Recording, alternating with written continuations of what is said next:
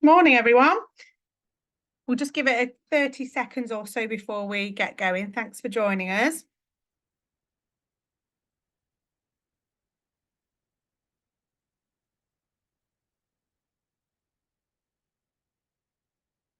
Right, fabulous. I don't know about anybody else, but I get a bit grumpy when webinars start late when I'm punctual. So we'll kick off and go ahead and kick off the webinar. So firstly, welcome and thanks so much for joining us.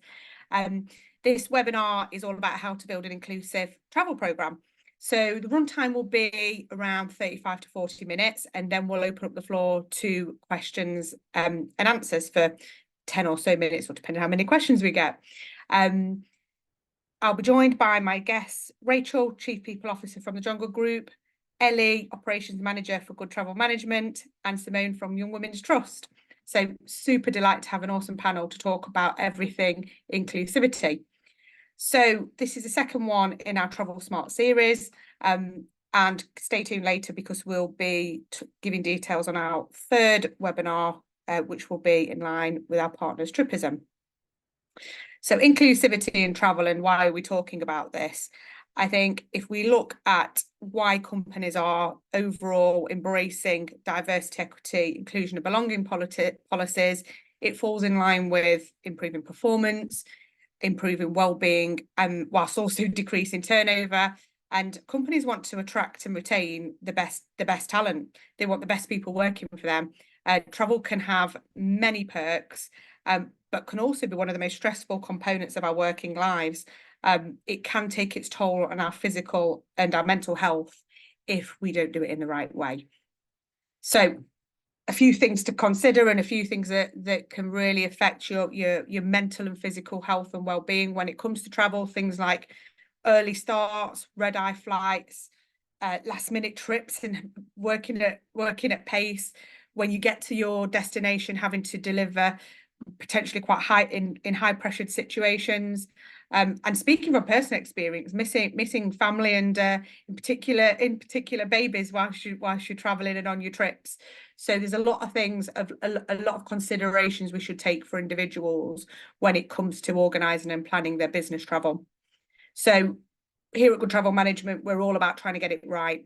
And what we try and advise our customers to do is consider every individual and really stop looking at a travel policy as in one size fits all. So really recognising diversity dimensions such as travellers' race and ethnicity, sex, gender identity and expression, age, sexual orientation, neurodiversity and accessibility. We book for quite a large amount of travellers who travel in a wheelchair.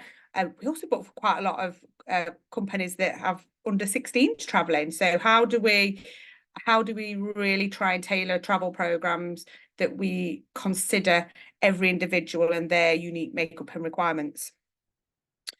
What was quite interesting is that BTN did a recent survey on DE&I and quite interesting results. So of this survey, 41% of respondents to the survey indicated that their organisation assess would-be suppliers on their DE&I stance in RFPs, whereas 44% said they do not.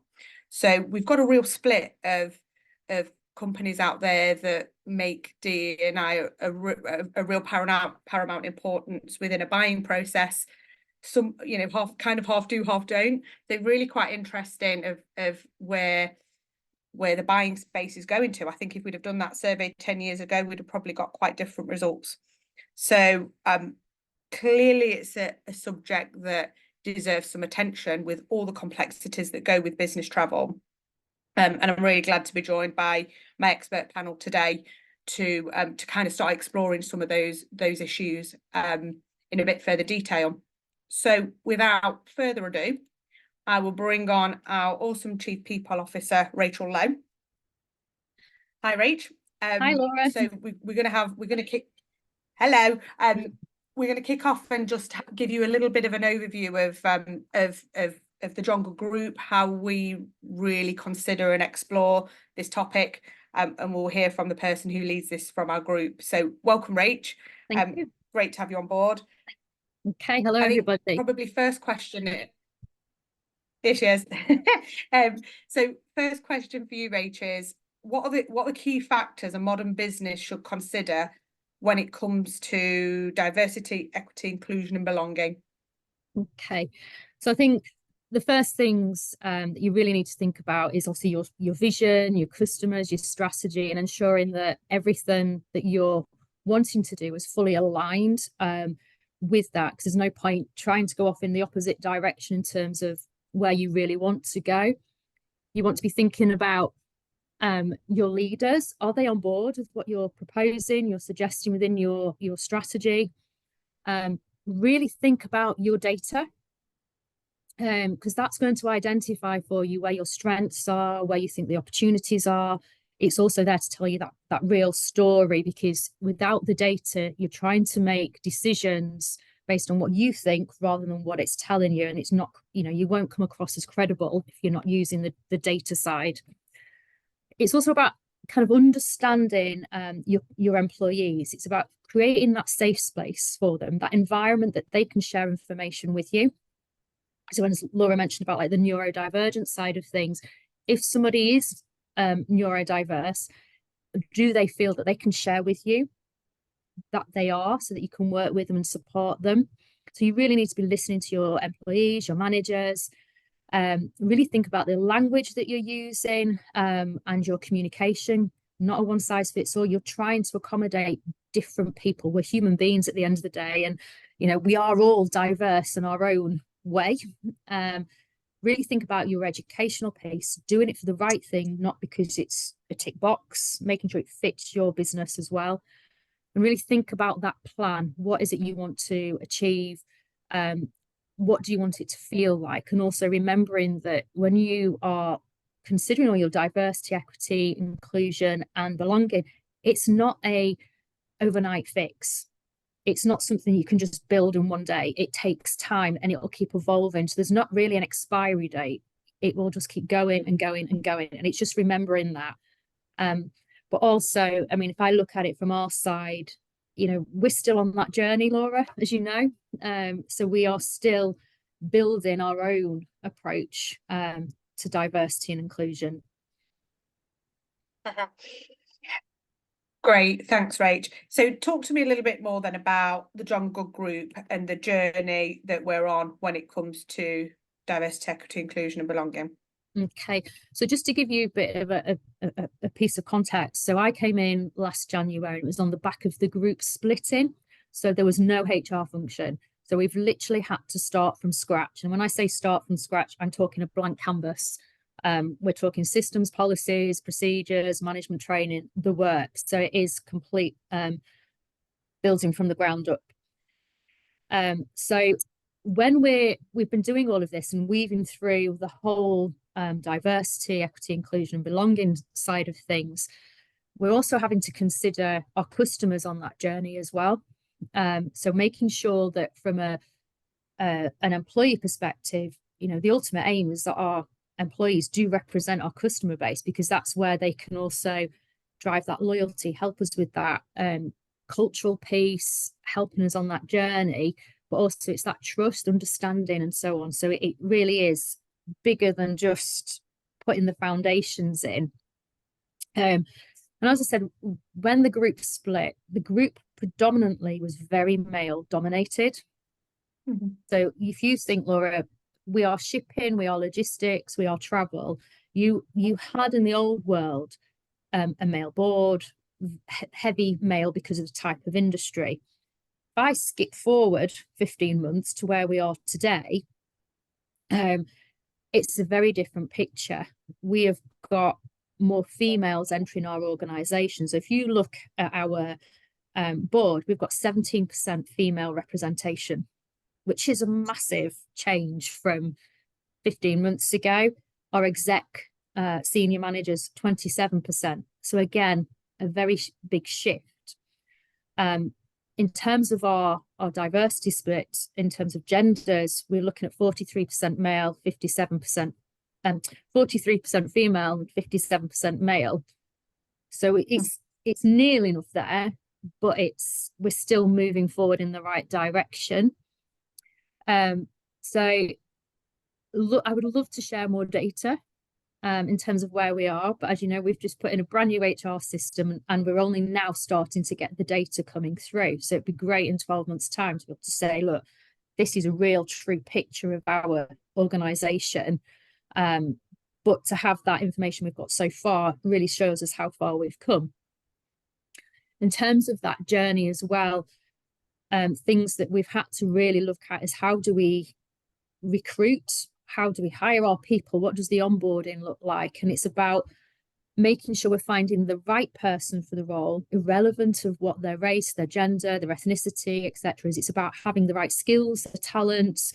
Does their inner purpose match us as an organisation as well? Because if you go back to our people, planet element, it's really big, the foundation side of things. Other things that we're having to consider in that process is making sure our processes are fit for those that may need some amendments. So we're starting to look at our website, looking at toolbars to make them more user-friendly for those that may have sight difficulties, hearing difficulties. They may struggle with words jumping around because they may be dyslexic. So it's really starting to think wider than just being an atypical approach. It's looking at what else can we do to make sure we're not discounting other people. Mm-hmm. All of our policies have had to be revamped and overhauled. Again, it's bringing in that whole D&I side of things, making sure we're fair, we're transparent, we're honest, we're inclusive, and making sure that people feel that they're in that, that what we're saying we're doing, we are living and breathing by, and they do trust us with that. Everything that we've done in terms of systems, policies, etc., we've involved managers, employees, we've gathered feedback to make sure we're doing the right things and the right approaches, because at the end of the day, they're users, they're employees, and we really value what they're contributing. Other things that we've done as well is, looking at the whole wellbeing side of things. All our managers have gone through the mental health wellbeing side of things, the training. We've got our wellbeing warriors that we've put in place to support all of our employees in terms of if they need somebody to talk to reach out to. We've gone through neurodiversity training because we're starting to see more people entering the business with neurodivergent conditions. So we need to be able to support them in the right way. And then we've also got that lovely topic of menopause. So we've gone through the training with managers, we've got menopause advocates. So it's starting to put in place people to support other people as well, and reflect the kind of challenges that people are going through in their own personal lives and their families. But again, it comes back down to that including people, making sure we're creating that right environment for them all. Some other little bits that we've done along the way is, we've launched ULife, which is our wellbeing and ESG app, and that's brought together people. It gives them that they're part of a wider organisation. They're competing against each other. They're getting their steps up. There's all the wellbeing tools on there. They can plant trees, remove plastic from the ocean. So it's really connecting with who we are. And then we've got our length of service. So when I look at our average age of our business, it's 45. We've just recognised somebody for 40 years length of service, and we've completely overhauled our length of service policy. So anybody now that joins this business from year one, their service is recognised. And that's because things are changing. People are not staying in businesses for decades and decades. They are jumping after a couple of years, which means then they're not being able to reach a length of service award. So by doing it from year one, we're recognising their contribution and valuing it, but also it's including them rather than excluding through some of the old schemes that you would have seen around. As I said, we're still on that journey, still a long way to go. And, we just need to make sure we still continue to listen to our employees. We do everything for the right reasons. That's the type of business we are. It's for the right reasons rather than being a tick box. Because if you do a tick box, it's really noticeable. And for us, it is that right piece. It's from inside, and we want it to be do these things. In terms of my advice to those that are on that journey, you're looking at that inclusive travel program, and we've had this conversation before, we've got to have the house in order to be able to offer that. And if I look at our travel team, they're a real they're an absolute asset to this business, but they also reflect our customer base as well. So they understand, they're able to sympathize, they can really get the things that need to happen to be able to support our customers and our clients moving forward. Thank you. Fabulous, thanks, Rach. And I think probably to just echo some of what Rachel said there, I think probably the main reason I chose Good Travel Management, I joined the business in July, was they asked me to complete a print profile during my interview process that was a deep dive on my personality. I mean, they still employ me, which is a marvel in itself after reading that, which was incredibly accurate. But kind of saw from the beginning the real intention to just understand me as an individual, the way I tick, the way I operate. It was really pretty cool. And then they asked me to fill out a little survey of what good looks like for me. Get the pun. But those two things made me feel like I'm joining a business that I'm quite well aligned to in terms of who I am as an individual. So yeah, there's some great strategies going on, and hopefully that just firstly just sets the tone for us as a business, but also the kind of considerations from a HR and people perspective about all the challenges that and the considerations that a great people team will go through. We'll get into more travel specific stuff now, because I think the key takeaway for me on that piece is quite often when I'm talking to the travel manager in an organization, their title might be something like office manager, head of procurement, facilities manager. And I think key takeaway number one from this is, how often does an organization involve its people and HR team in developing the travel program? Absolutely critical. Step one is, and we're just in the process of relaunching our internal travel policy, and it's been a mixture of finance wanting to get the numbers right, but also the people team as well. So I think key takeaway number one is really get to grips with your people team and what they're doing in this world anyway, before you try and reinvent the wheel or do something that doesn't align to what your company values and ambitions are in this space. So thanks, Rach, that was super useful. Thank you. So next up what we have is Ellie. So hi, Ellie. Hello. So Ellie, do you want to just give a little background on you as an operations manager at Good Travel Management?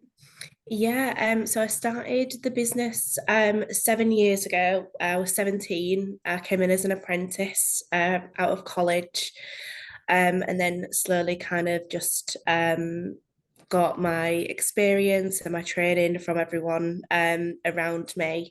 And eventually my boss, she went on maternity leave, and I took the position of a team leader role at the company.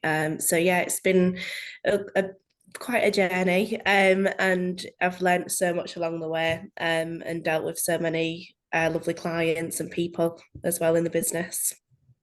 Absolutely, Ellie. I think you're the go-to girl when it's when we really want a customer to get a big warm hug, which is what you give all customers, isn't it? So do you want to kick off and just talk to us a bit about your customer base and how you cater for their differing needs when it comes to travel?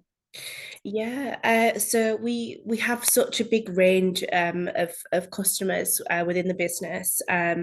So we have clients that maybe as a business as a whole, they need extra assistance with certain aspects. They might be organising business for a lot of people who require extra help with things, or they just require just additional considerations when traveling. Or there might be a company that maybe have a couple of different workers that need the extra assistance or extra thoughts. I think definitely considering a business as an individual with different needs, and then also the employees within those businesses is the most important thing, because from my experience, no two businesses are the same, and none of their employees are the same either.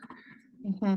So can you give me an example of how you might have the same booking request, but Yeah. how you might process and manage them differently dependent upon the individual traveller.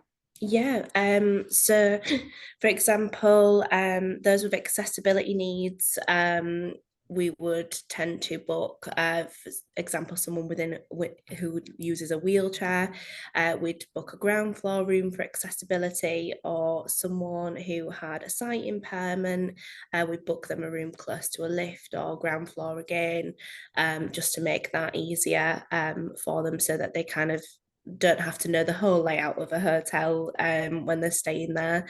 Arranging special assistance with airlines and with train companies, and then also with women and lone travellers, making sure that they feel safe when they're staying at a hotel as well. So a lot of women request to stay on higher floors and not the ground floor. So we'd always take that into consideration, close to the lift as well for easy accessibility if they do need to leave. Also, booking chauffeur transfers as well. We always recommend chauffeur transfers for solo travellers in different countries, and women travelling alone. These chauffeur transfers, they give you the driver details ahead of time, and they meet you at the gate with a sign as well, so you know that that's the right person that you need to be going to. So it's those kind of things, using those certain suppliers that do go the extra mile and cater to that is definitely so important. Brilliant. And that's just quite a fascinating example, really, isn't it? That, you know, the same hotel booking, you'd administer really differently depending if you've got someone in a wheelchair that wants to be on the ground floor to make it easier to a solo female traveller that wants to be on a higher floor away from a lift. So it's really quite an interesting example of how the detail is quite important. And I suppose the key part there is just taking the time to get to know the company and the travellers individually. So talk to me a little bit about that, getting to know your process and the profiling that you do on the company and the travellers. We always recommend that travellers, when they are onboarding with us and starting to book travel, that they do fill out a traveller profile form with us. So we just send a link to the traveller and they can complete all of their details. And really, as much disclosure is recommended as they feel comfortable with. The more information that they can give is the better, really, because it helps us help them, and it creates that better understanding of what those traveller needs are as well. Because we like to obviously base that on a request from the traveller, rather than automatically assuming that they would need extra requirements and things. We like to take that into consideration, and if that it is in their traveller profile, it helps us massively each time we're booking. We've got a kind of full layout of the traveller. We also like to call clients and speak to them one-on-one. At Good Travel, we work in small teams, so a lot of our clients will know us by first name basis. They'll recognise our voices, and that helps them feel more comfortable and more secure in kind of disclosing that information as well, because we like to be as open as possible, just so that we can help travellers as much as possible as well. So the real key point on this is relationship then, isn't it? Spending some time with the people who look after your travel so they can really understand you to quite a deep level. Because it can be even things like, we have travellers that prefer to sit in a window seat. We have travellers that need extra leg room. All of those little things can really make a difference. Yeah, and it can be as little or as much as information as you want to give. It's completely up to the traveller. But yeah, the more information we have, the more personalised their travel experience can be as well. Fabulous. Any other top tips from you in terms of how companies can get this right? I think what you said earlier, Laura, about just catering that travel policy to the individual. A lot of the time you may have budgets in certain areas and things, but I think when it comes down to accessibility and safety for travellers, I think there are special considerations that probably do outweigh booking suppliers that we have good relationships with, so that we can communicate well with them over maybe ones that aren't as secure for travellers. Just even if a traveller just requests that they have a chauffeur service rather than a local taxi and things, it's all these things that we have to kind of consider just to make kind of their travel easier and just help them out as much as possible. And you know what, that's a really interesting point, because I think we're living in an age where everyone wants to be the travel agent. So you know, sometimes we'll get emails through from travelers that go, I've found this chauffeur service from, you know, mychauffeur.com, and it's £5 cheaper than what you've quoted me. And I think there's a real point about trust in the TMC, that they're offering you reputable suppliers. It's really key, because we do live in an age of beating the travel agent, and I think that trust in the supply chain is got to be there, as travel content just keeps doing this all the time, and you can book a variety of stuff in a variety of ways. So yeah, really key. And another bit you mentioned about travel policy, it's incredibly rare that we get a travel policy from a customer that covers, you know, different groups and types of travellers that they have. So it will generally be one policy that fits all. Sometimes it's two-tier, and the two-tier is dependent upon the seniority of the person. So if they're C-suite, they're allowed to travel business class, etc., etc. It's never about, so this person who is, you know, a relatively low level in the terms of the structure of the organisation, we're allowing them a separate policy to take into consideration their individual characteristics and needs. That very, very rarely happens. So yeah, much more thought and alignment with the people team on travel policy is a great takeaway as we move forward into a world. And why would we do this? It really helps build out a company's employee value proposition, attract and retain better talent. And I think Rachel would always be the one to say that a diverse workforce is a productive and successful workforce. So yeah, but that's brilliant, Ellie, and thanks for all the hard work you do for us with supporting our travellers every day. Thank you. So last but not least, we're going to bring in Simone from the Young Women's Trust. So Simone is one of our customers who's bravely said she'd come on and talk to us just from her perspective of being the person who looks after travel for the Young Women's Trust. Hi Simone, how are you? Hiya. So first of all, do you want to talk to us a little bit about the Young Women's Trust and what you do as an organisation? And bearing in mind, it looks like we have an all-female viewing audience today, which again is quite interesting. So I think what you do as an organisation will be particularly quite interesting to a lot of people on this webinar. Yeah. So hi everyone. I'm Simone. I'm an administrator at Young Women's Trust. So to give you a little overview about us, we're a feminist organisation working to achieve economic justice for young women. We're here to create an equal world of work, and we champion young women aged 18 to 30 living on no pay or no pay. We have two services. So we have a free coaching service and a CV application feedback service. These services can help with motivation, confidence, and figuring out the next steps. We also have programs such as our peer researchers and advisory panel who are involved in shaping our work. They participate in media opportunities, speaking with MPs, campaigning work, and so on. And that's where I come in to book all their travel. Amazing. So talk to us a little bit about the type of people that you're booking travel for, Simone.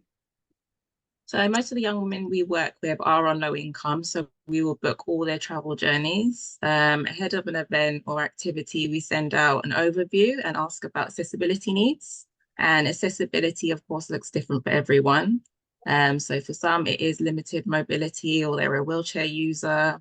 Some can't travel alone and need a companion with them. Some won't travel in taxis or Ubers.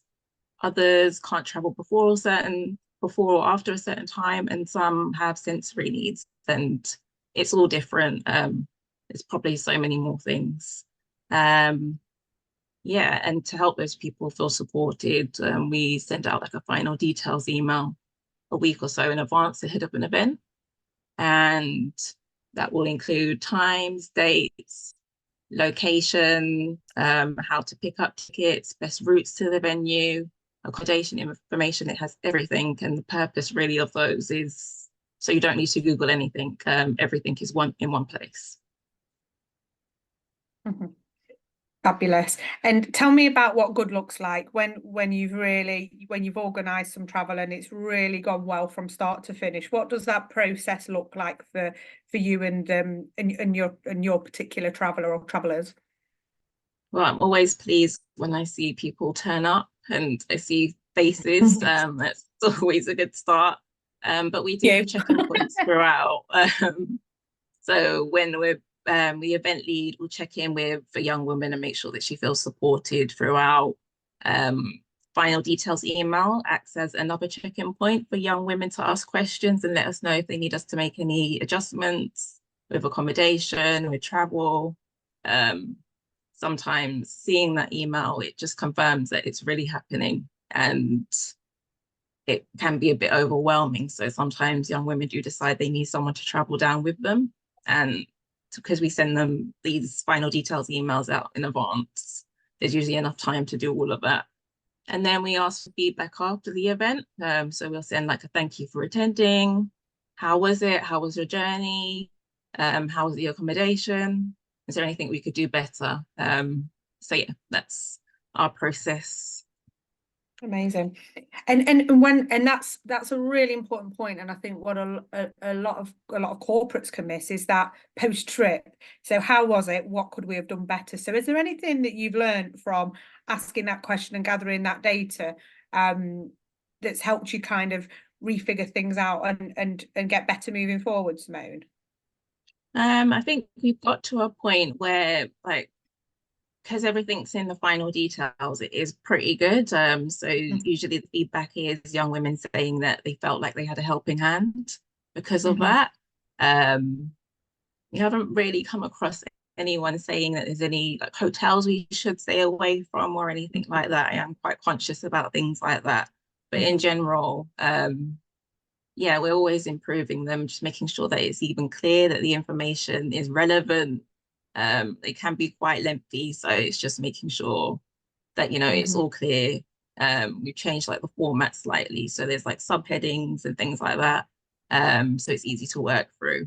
But yeah.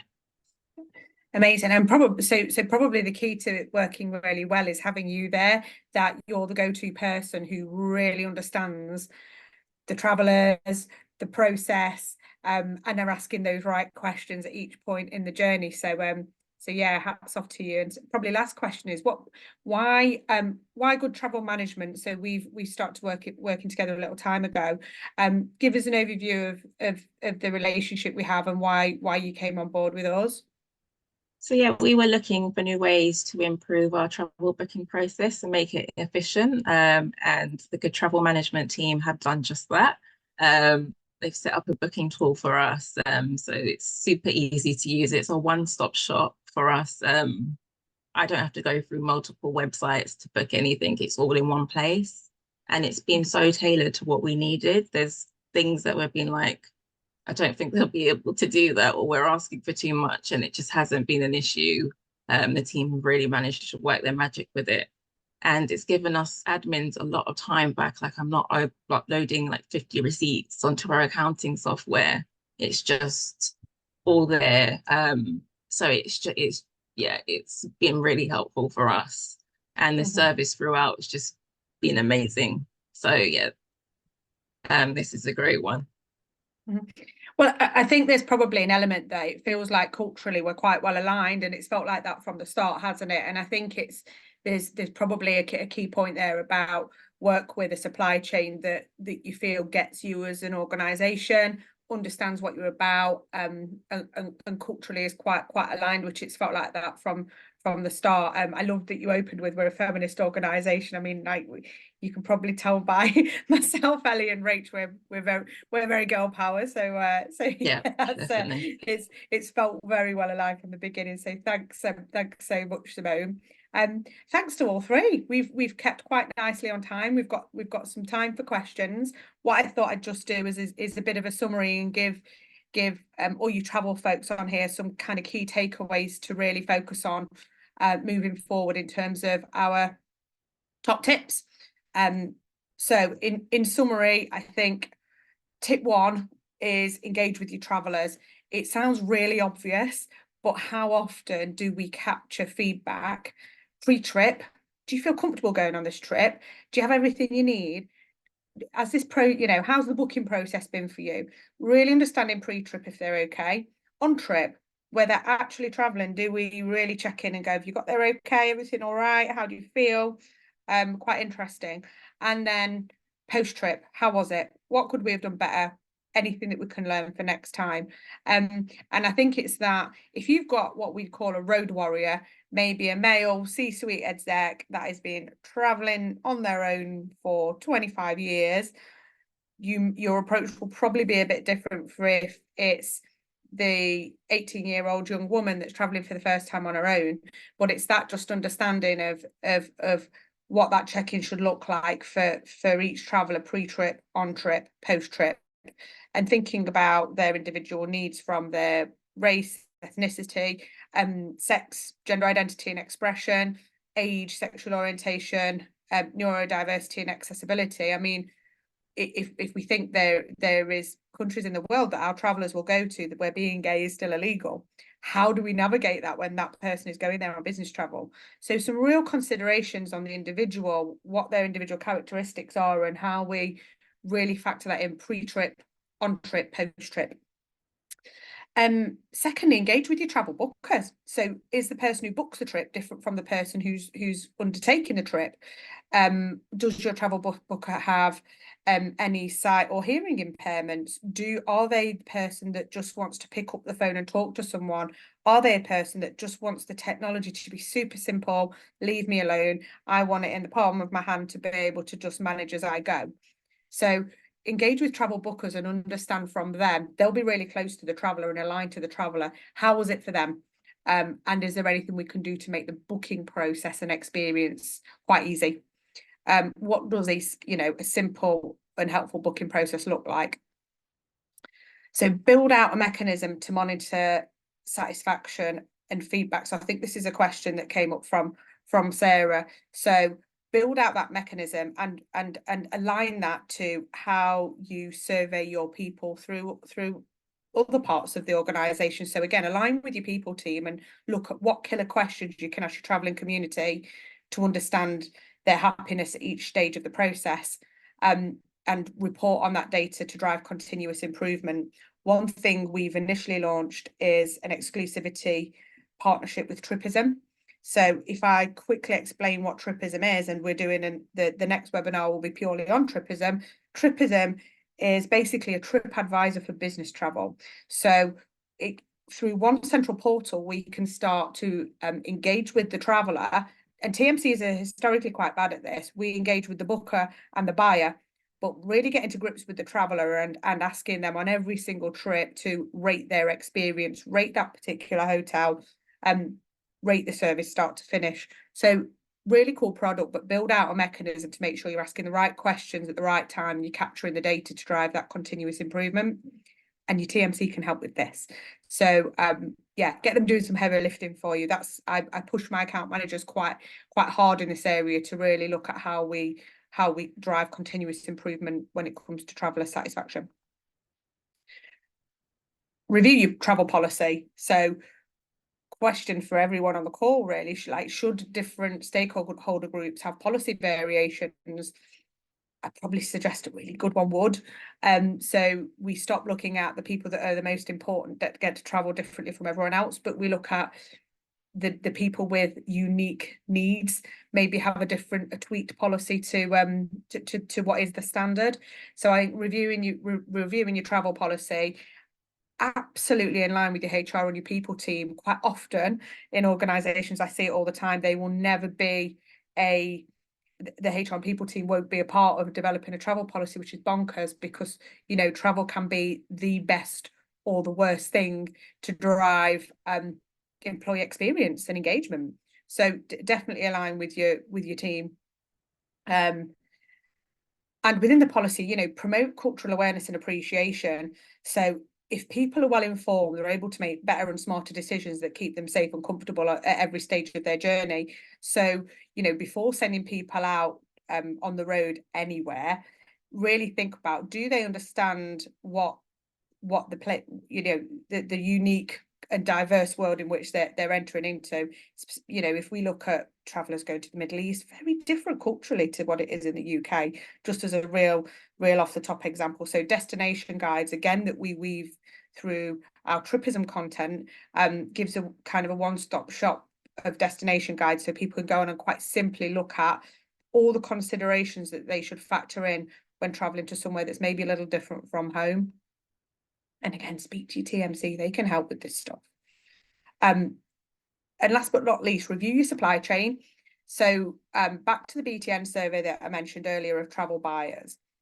When travel buyers were asked if their organisations work to ensure that a certain percentage of travel supplier partners are owned by women, people of colour and or marginalised individuals, 51% said they didn't.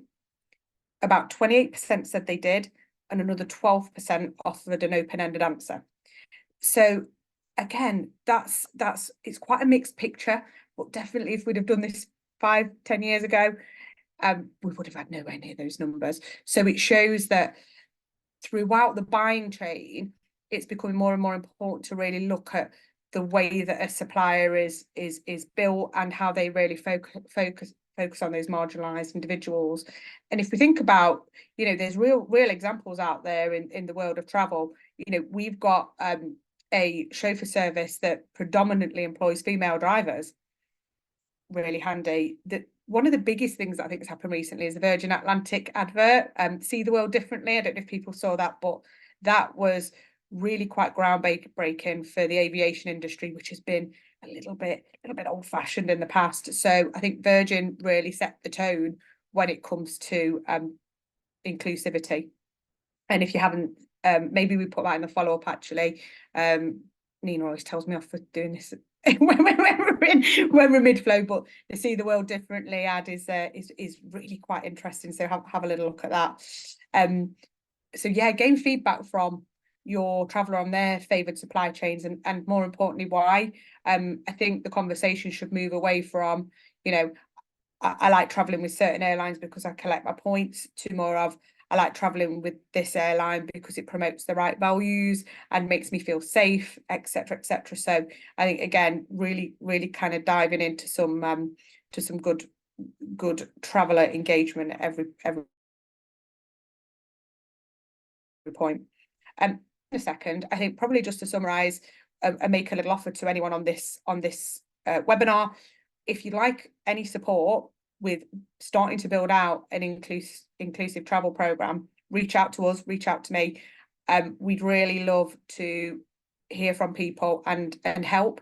So I'll make the offer of my consulting team providing a free travel policy consulting hour for everyone on this call. So please do reach out to us if you'd like to take advantage of that. Sometimes if you have no intention of working with us as a TMC, that's fine, but a different approach and a fresh pair of eyes on what may even be quite an established programme can be quite interesting. So we'd be more than happy to support and help, because more than anything we think it's the right thing to do, and it's where the industry's going. So that's kind of it from me. What I'd love to do now is just open up to questions. Hi Kate, Carrie and Kate, great to hear from you. So I'll go on to your question. So does the system have integrations with things like Google Chat or Mail to be able to do a 1 week before, during trip and post trip check? That's actually really possible. And I think what would be really interesting to explore with you in particular, as hopefully new clients with us, is how we build out that checking mechanism. Our operations team use a system called Front, which is a really awesome emailing system that really tracks traveller engagement and feedback at every single point. So that's absolutely possible. And I think what we do, as we have to do with all of our customers actually, is explore what that communication flow looks like at each point in the journey, and how we can automate some of those check-ins to bring back the feedback into one central place. So yeah, would love a further chat with you two on that one. It's a really really interesting one. But yeah, absolutely. Megan has asked, what would you say the first step is when it comes to building an inclusive travel program? So I'd probably like to just bring Rachel in here for maybe we just have a quick chat on that one. We're going through the process internally. So what do you think the first step is, Rach? Engaging with your users of your service, getting from them what do they want to see, understanding more about them, using them as that feedback piece. Absolutely. Thanks, Rach. And one from Sarah, what methods do you recommend for gathering and incorporating employee feedback to improve the travel programme? So again, in fact, I'll probably come to Simone on this one. So what methods have you used to gather and incorporate feedback from your young women to improve the travel programme? So generally it's sending an email after the event of just questions that we think is relevant to the event, so like how it went and whatnot, and then just asking about the travel arrangements and how that went for them, and they feel supported throughout. But generally, yeah, it's that we could use like a Survey Monkey or something like that, but generally it's just over email that works for us. Yeah, probably quite interesting that you're working with young, a lot of young people that you find email best. We have some customers with an older demographic of traveller that they really just love picking up the phone. So I think we'll probably start moving into a world where we see this already actually, where we have different ages of traveller and travel booker wanting to engage and communicate with us in different ways, from kind of a younger demographic that are all about app technology, chat, through to email, through to calling, through to, we've got customers that we only ever really speak to when we sit around a table with them, when we're talking about the travel program. So yeah, it really is kind of trying to establish what's going to work for each of your stakeholders. Well, fabulous. I think that's it on the questions, and we're just pretty much on time. So I'd just like to thank the panel, whose insight I think has been fabulous, and everyone for joining. The offer really is there that if you like any further support on looking at your travel policy or building out an inclusive travel programme, we are here and absolutely happy to help. But on that note, I will thank everybody. And if you'd like the recording as a follow-up, I'm sure Nina will be on there as well. So thanks everyone, and have a great Tuesday. Take care.